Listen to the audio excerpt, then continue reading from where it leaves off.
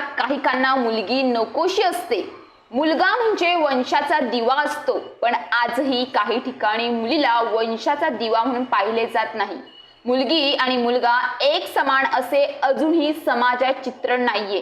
कित्येक वेळा मुलगी जन्माला आल्यामुळे तिला मारून टाकले जाते।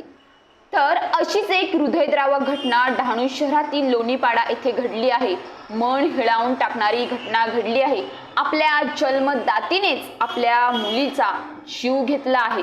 चौथे अपत्य ही मुलगी झाल्याच्या नैराश्यातून एका आईने आपल्या नवजात चिमुरडीचा गुदमरून जीव घेतल्याचा प्रकार उघडकीस आला आहे। ही घटना शनिवारी मध्यरात्री डहाणू उपजिल्हा रुग्णालयात घडली। या प्रकरणी डहाणू पोलीस ठाण्यात गुन्हा दाखल करण्यात आला आहे। पोलिसांकडून मिळालेल्या माहितीनुसार पूनम शहा या महिलेने काही दिवसांपूर्वी गृहप्रसूती झाल्यानंतर डहाणू उपजिल्हा रुग्णालयात दाखल करण्यात आले होते। चौथे अपत्य मुलगी झाल्याचे कळल्यानंतर ती नैराश्यात गेली होती।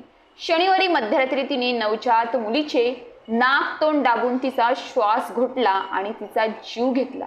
घटनेची माहिती मिळताच रुग्णालय प्रशासनाने तात्काळ पोलिसांना कळवले। पोलिसांनी घटनास्थळी धाव घेत मृत बालिकेचा मृतदेह शवविच्छेदनासाठी पाठवला असून पूनम शहा हिला ताब्यात घेतले आहे। प्राथमिक चौकशीत तिने गुन्ह्याची कबुली दिली आहे। पूनम शहा ही मूळची उत्तर प्रदेशातील असून तिचे सासर कोलकात्यात आहे। सध्या ती काही काळासाठी लोणीपाडा येथे राहणाऱ्या आपल्या आई वडिलांकडे आली होती। या संपूर्ण प्रकरणाचा तपास उपविभागीय पोलीस अधिकारी भागीरथी पवार यांच्या मार्गदर्शनाखाली सुरू आहे। पोलिसांनी तपासाला गती दिली असून घटनेमुळे परिसरात हळहळ व्यक्त केली जात आहे। पूर्वी अनेक रुग्णालयांमध्ये 3ऱ्या ते 5व्या महिन्यात गर्भवती महिलेच्या पोटातील बाळाची लिंग तपासणी करण्यात येत असे। याकरिता अनेक रुग्णालयांमध्ये अतिरिक्त शुल्क देखील आकारले जात असे।